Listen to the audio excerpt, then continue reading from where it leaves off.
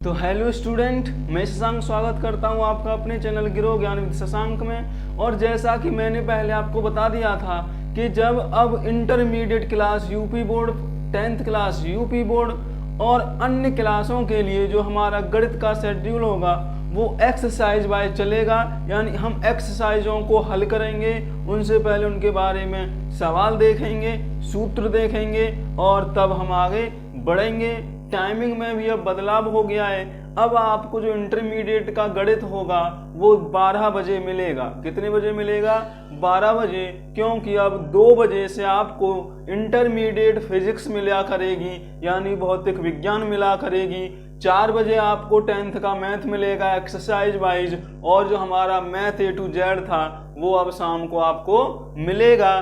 तो नई नई एक्सरसाइजों, नए नए टॉपिकों, नई नई स्टडीज के लिए जुड़े रहिए हमारे साथ। तो आज हमने अब तक वैसे त्रिविमीय ज्यामिति के बारे में पढ़ रखा था, उसी की एक्सरसाइजों को आगे बढ़ाएंगे। तो पहले जो आज एक्सरसाइज होगी आपकी वो एक्सरसाइज होगी 11.1, यानी त्रिविमीय ज्यामिति की पहली एक्सरसाइज। तो मैंने आपको द्विक अनुपात बता दिया था, उसी के आधार पर पहला सवाल करके देखते हैं क्या बोलता है। तो पहला जो सवाल है आपका, सवाल आप खुद सुनेंगे, अपने आगे गणित की किताब खोलकर बैठेंगे, फिर उसको सॉल्व करेंगे। मैं आपको उसके बारे में भी बताऊंगा और उसका सॉल्यूशन भी करके दिखाऊंगा। तो आपके पास ये जो वीडियो आप देख रहे हो, तो आपके पास कॉपी और पेन और किताब तीनों चीज होनी चाहिए, जिससे कि आपको कोई भी दिक्कत ना हो और आप इसकी सहायता से अपना गणित का नोट्स बना सकते हो। जो भी इंपॉर्टेंट होगा मैं आपको बता के चलूंगा कि भाई इस सवाल को आप ठीक से पढ़ें, जिससे कि ये बोर्ड में बहुत आने वाला है। तो पहला सवाल जो बोलता है आपके लिए, बोल रहा है यदि एक रेखा x, y और z अक्ष से क्रमशः 90, 135 और 45 अंश का कोण बनाती है तो उसकी द्विकोज्याएं ज्ञात कीजिए या द्विकोसाइन ज्ञात कीजिए। क्या कह रहा है? x अक्ष से बनाती है भाई, वो x अक्ष से कितना कोण बना रही है? 90 अंश। y अक्ष से बनाती है जी वो 135 अंश, और z अक्ष से बनाती है वो 45 अंश। 45 अंश। अब वो आपसे बोलता है कि भाई इसकी द्विकोज्याएं ज्ञात कीजिए। तो जब आपको अल्फा बीटा गामा दे रखे होंगे, यानी एक जो x अक्ष से कोण बनाता है वो अल्फा होता है, जो y अक्ष से बनाता है वो बीटा होता है, और जो z अक्ष से बनता है वो गामा होता है। यानी अल्फा ये है, बीटा ये है, गामा ये है। तो जब मैंने आपको द्विकोसाइन बताई थी, तो जो मैंने पहली द्विकोसाइन बताई थी वो क्या बताई थी? L, और जो L बराबर है वो होता है जी आपका cos अल्फा। तो L बराबर अल्फा की वैल्यू कितनी है? cos 90, और cos 90 की वैल्यू हो जाती है 0। कितनी हो जाती है cos 90 की वैल्यू? 0। जो मेरी दूसरी द्विकोज्या थी वो थी M बराबर क्या होता है आपका cos बीटा। तो बीटा का वैल्यू है वो है 135 डिग्री, और ये वैल्यू माइनस में आ जाएगी क्योंकि 90 प्लस 45 की जो वैल्यू होती है वो 135 होती है। तो cos 135 अंश का मान होता है 1/√2, और फिर तीसरी जो n थी, यानी तीसरी जो कोसाइन थी, तो n बराबर होता है आपका cos गामा। तो n बराबर हो गया cos 45 अंश, और n बराबर हो गया आपका 1/√2। तो इसकी जो द्विकोसाइन है, द्विकोसाइन बराबर हो गया आपका 0, -1/√2, 1/√2। तो पहला सवाल आपको एकदम क्लियर समझ में आ गया होगा। कोई भी दिक्कत है तो आप आगे हमसे कमेंट में पूछ सकते हो कि भाई हमें ये दिक्कत है, समझ में नहीं आ रही है। चलिए दूसरा सवाल लेते हैं। दूसरा सवाल आपसे बोलता है जी यदि कोई रेखा की दो कोसाइन ज्ञात कीजिए जो निर्देशांशों के साथ समान कोण बनाती है। क्या करती है, समान कोण बनाती है। अब जब समान कोण बना रही है, दूसरा सवाल आपको समझ में आ गया होगा, किताब में भी आप देख सकते हो कि एक जो रेखा है वो निर्देशांशों के साथ समान कोण बनाती है। तो अब आप एक बात बताओ, जब समान कोण बनाएगी तो मैंने मान लिया जी, माना समान कोण अल्फा है, यानी तीनों के साथ वो यहां भी अल्फा, यहां भी अल्फा, यहां भी अल्फा बना रही है, तो जो एल होगा, एल बराबर भी आपका कॉस अल्फा हो जाएगा, एम बराबर भी आपका कॉस अल्फा हो जाएगा, और एन बराबर भी आपका कॉस अल्फा हो जाएगा। यानी एल और एम और एन के सेम वैल्यू आएंगी जब उनके एंगल समान हैं तो। लेकिन अगर एंगल हम जानते हैं, आप क्या जानते हो जी, हम जानते हैं कि cos square alpha plus cos square beta plus cos square gamma equal to होता है 1। यानी अगर तीनों दो कोसाइनों का वर्ग करोगे तो वो 1 होता है, ये मैंने आपको पहले ही बता दिया है। लेकिन इस इक्वेशन में आप देखोगे तीनों ही कोण सेम बन रहे हैं। तीनों ही कोण कैसे बन रहे हैं, सेम। तो ये क्या हो जाएगा, cos square alpha plus cos square alpha plus cos square alpha बराबर 1। ये हो गया जी 3 कॉस स्क्वायर अल्फा बराबर 1, या कॉस स्क्वायर अल्फा बराबर 1/3, या कॉस अल्फा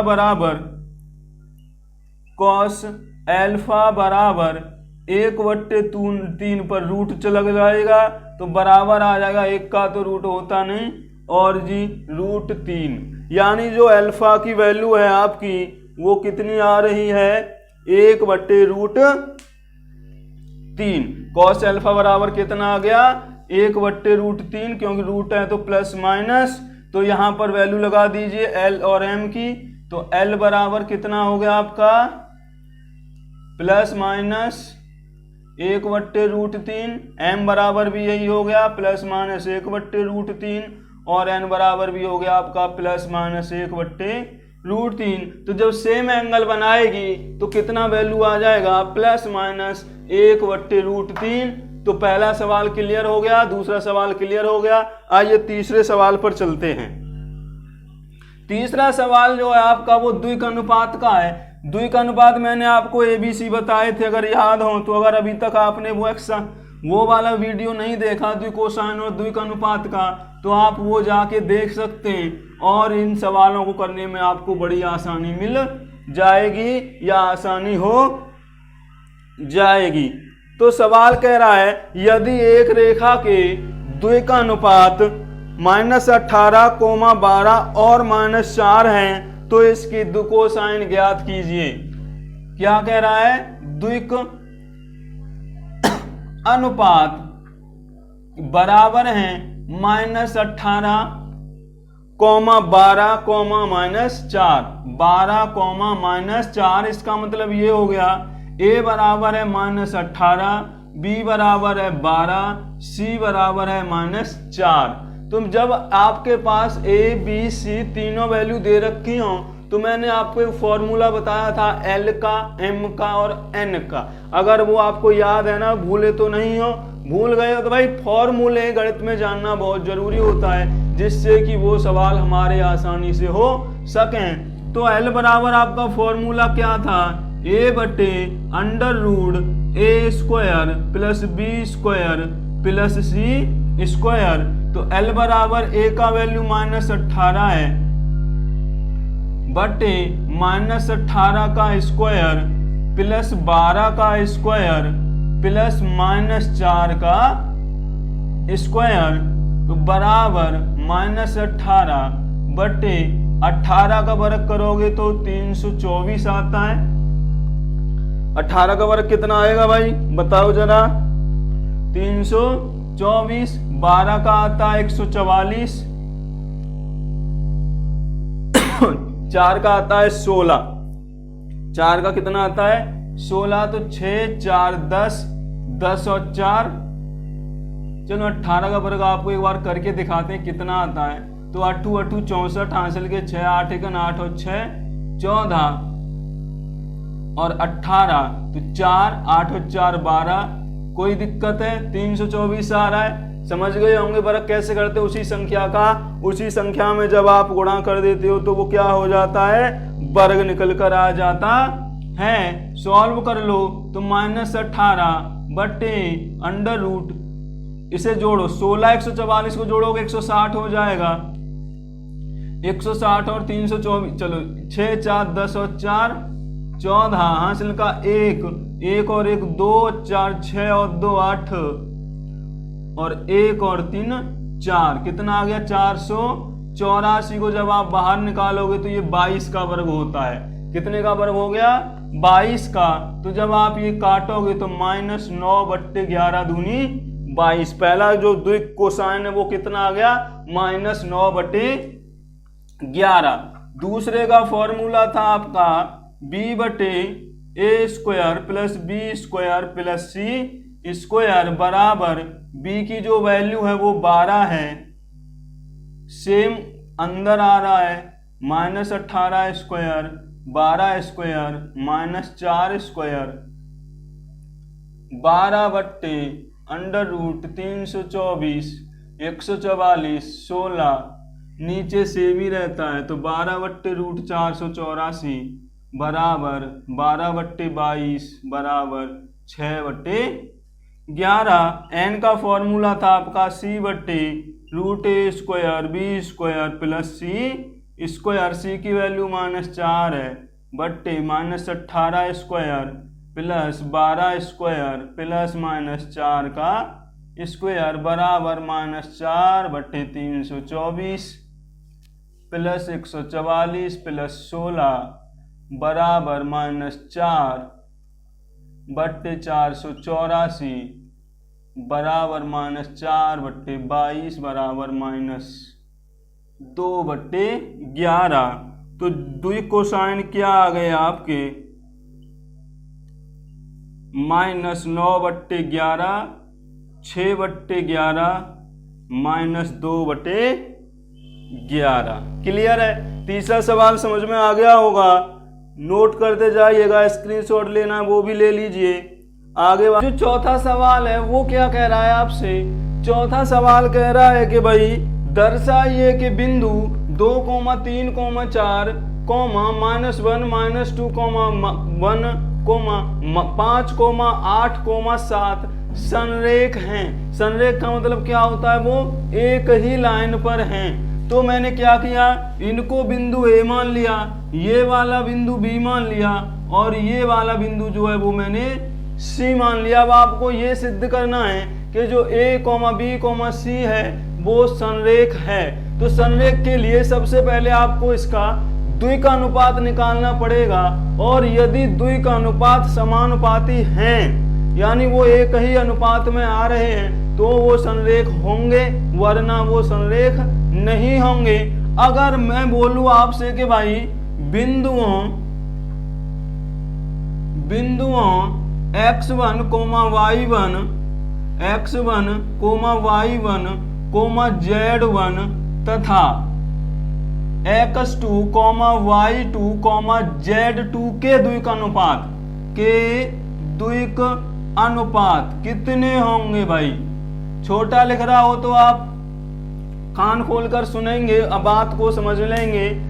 मैं क्या कह रहा हूं, यदि बिंदु आपको x1, y1, z1 और x2, y2, z2 दिए हुए हों और यदि आपको उनके द्विक अनुपात निकालने हैं तो वो क्या हो जाते हैं? वो हो जाते हैं भाई x2 minus x1, y2 minus y1, z2 minus z1। क्या हो जाते हैं? x2 minus x1। ये बहुत इंपॉर्टेंट है, समझ लीजिएगा कि यदि आपके पास दो बिंदु दे रखे हुए हैं और उनके द्विक अनुपात निकालने हैं तो वो होते हैं x2 minus x1, y2 minus y1, z2 minus z1। अब आप देखिए यहाँ पे a और b है, तो आप ए बी के द्विक अनुपात निकालिए। ए बी के द्विक अनुपात तो ए बी का द्विक अनुपात बराबर क्या हो जाएगा, देखो x2 ये वाला हो जाएगा -1 और माइनस का 2। पहला द्विक अनुपात आ जाएगा -1 -2 कॉमा फिर है y2 की वैल्यू है -2 और y1 की वैल्यू है 3 तो माइनस का 3। z2 की वैल्यू है 1 और -4 माइनस का 4। तो सॉल्व कीजिए माइनस का 3 माइनस का 5 और माइनस का 3। तो ए बी के जो द्विक अनुपात हैं वो कितने आ गए, -3 -5 -3। यानी ये द्विक अनुपात मैंने किसके निकाल दिए, ए और बी के। इसी प्रकार आपको निकालने हैं अब बी सी के द्विक अनुपात, बी सी के द्विक अनुपात। तो फॉर्मूला क्या है, x2 - x1। अब बी सी पर आ जाओ तो x2 हो गया 5 माइनस x1 की वैल्यू कितनी है, -1 ऑलरेडी -1 है तो -1 का हो गया प्लस का 1। x2 की वैल्यू है y2 की वैल्यू है जी 8 और y1 की वैल्यू है माइनस का 2 तो ये भी हो गया प्लस का 2। और z2 की वैल्यू है 7 और z1 की वैल्यू है माइनस का 1। तो ये कितने आ गए 6, 10, 6। अब आप ये बताओ जो ए बी के अनुपात हैं और बी सी के अनुपात हैं उनमें कोई रिलेशन आया कि नहीं। तो मैंने आपसे बोला था यदि वो समानुपाती हो, समान अनुपात में, तो आप देखिए 3 और 6 का अनुपात देखिए -3/6 बराबर आ जाएगा माइनस का 1 यानी 3 1 3 3 दूनी 6 -1/2। फिर देखिए -5 और 10 का अनुपात भी 5 दूनी 10 5 1 -1/2। और फिर देखिए -3/6 तो माइनस का 1/2। तो ये सभी बराबर आ रहे हैं कि नहीं आ रहे हैं, तो ये आपस में क्या हो गए, समानुपाती हैं। तो यहाँ पर हम क्या लिखेंगे, ए बी और बी सी के द्विक अनुपात समानुपाती हैं, द्विक अनुपात समानुपाती हैं और बी उभयनिष्ठ है, बी उभयनिष्ठ है। अतः दिए बिंदु संरेख हैं, दिए बिंदु संरेख हैं। तो आप द्विक अनुपात निकाल के अगर वो अनुपात समानुपात में आ रहे हों, वैसे भी आपको दिख रहे हैं समानुपात है, तब आपके जो दिए हुए बिंदु थे 2, 3, 4 -1, 2, 1, 5, 8, 7 समानुपाती संरेख होंगे, संरेख होंगे। चौथा सवाल क्लियर हो गया होगा। कोई दिक्कत है, अगर अभी दिक्कत है तो मुझे कमेंट करने के माध्यम से बताइएगा कि मेरी ये वाली दिक्कत है। आगे सवाल आता है आपका 5वां और इस एक्सरसाइज का आखिरी सवाल है। ये 5वां सवाल बोलता है आपसे, कीजिए यदि त्रिभुज के शीर्ष बिंदु 3, -4, -1, 2 और -5, -2 हैं, -2 हैं। यह आपका 5वां सवाल है और आखिरी सवाल है। तो आपके दिमाग में ये घुस जाना चाहिए, ये आ जाना चाहिए कि मान लो ये कोई तुम्हारा त्रिभुज दे रखा है और इसके शीर्ष ये दे रखे हैं 3, 5, -4, इसके दे रखे 1, 2, ये दे रखा है -5, -5, -2। अब ये क्या कह रहा है कि इसकी 2 कोसाइन ज्ञात कीजिए। तो जो 2 कोसाइन होती है वो आपको पता है कि वो L, M और N होती है। क्या होती है, L, M, N होती है। और यदि मुझे L, M, N तभी निकाल सकता हूं यदि मेरे पास A, B, C यानी द्विकानुपात और अल्फा, बीटा, गामा यानी तीनों कोण जब हों, या तो मेरे पास द्विकानुपात हो या उनका बनाया हुआ कोण हो तो मैं निकाल सकता हूं, वरना मेरे से ये सवाल नहीं होना है। क्यों? क्योंकि मेरे पास केवल शीर्ष के निर्देशांक हैं। करेंगे भाई, जब मेरे पास ना तो एंगल दे रखा है ना ही द्विक अनुपात दे रखा है, लेकिन मैंने आपको, अगर मैं इसको A मान लूं, इसको B मान लेता हूं, इसको C मान लेता हूं, तो मैंने आपको अभी अभी एक फॉर्मूला बताया था, यदि मेरे पास बिंदु हैं तो मैं उनके द्विक अनुपात निकाल सकता हूं। यदि मेरा ये AB है तो AB के रेखा या भुजा AB के द्विकानुपात, AB के द्विकानुपात फॉर्मूला याद रखिए। अब मैं लिख रहा हूं, चलो बता देता हूं। था मेरा x2 minus x1 comma y2 minus y1 comma z2 minus z1 तो 3 द्विकानुपात होते हैं किसी भी रेखा के, पता ही है। तो देखिए अब आप x2 की वैल्यू -1 है, x1 की वैल्यू 3 है, तो वैल्यू लगा दीजिए -1 -3।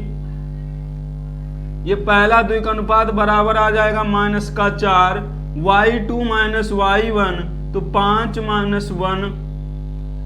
ओहो, पहला y2 की वैल्यू है 1 और y1 की वैल्यू है 5, तो ये आ गया +4 और जो z की वैल्यू है यहाँ पर वो है +2 और -4, तो हो गया +4, 2 और 4 6, 2 और 4 6। तो ये AB के द्विकानुपात मिल गए आपको, एक A मिल गया, एक B मिल गया, एक C मिल गया। तो AB के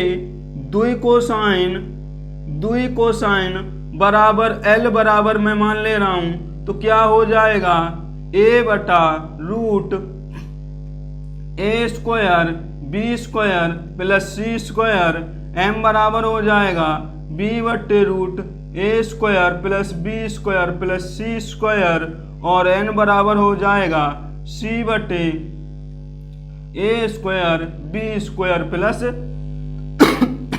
C²। अब L की वैल्यू जब निकालोगे तो यहाँ पे -4 है, √-4 का स्क्वायर प्लस 4 का स्क्वायर प्लस 6 का स्क्वायर, तो बराबर सॉल्व कर लो। 4 का वर्ग भी 16, 4 का वर्ग 16, 6 का वर्ग 36, -4/16, 16 32 36 जोड़ोगे तो 68, 32 36 जोड़ा तो 68। इससे ज्यादा हम सॉल्व करने की जरूरत नहीं है। अगर इस m का निकालोगे तो केवल b की वैल्यू चेंज हो जाएगी, 4/√68 आ जाएगा, और n का वैल्यू निकालोगे तो आपका 6/√68 हो जाएगा। तो ये आपके AB के दो कोसाइन आ गए। अब आपको BC के दो कोसाइन निकालने हैं और AC के निकालने हैं। आप मुझे करके बताइएगा कि आपका सवाल AB और BC के आप पर दो कोसाइन हुए या नहीं हुए। अगर आपकी समझ में आया होगा, पहले आपको द्विकानुपात निकालने हैं उस बिंदु से रेखा AB के, फिर निकालने हैं तीनों द्विकोसाइन। अब आपको इसी प्रकार BC का निकालना है, इसी प्रकार CA का निकालना है। समझ में आ गया होगा। पहली एक्सरसाइज में कोई अब दिक्कत नहीं होगी। अगर दिक्कत है तो कमेंट के माध्यम से बताइएगा। बने रहिएगा मेरे साथ मेरे चैनल ग्रो ज्ञान विद शशांक में। वीडियो पसंद आ जाए तो अपने दोस्तों में शेयर कीजिएगा और चैनल को सब्सक्राइब कीजिएगा, जिससे कि हमारी एजुकेशन आगे बढ़ सके। तो मिलते हैं नेक्स्ट एक्सरसाइज 11.2 को लेकर अगली वीडियो में।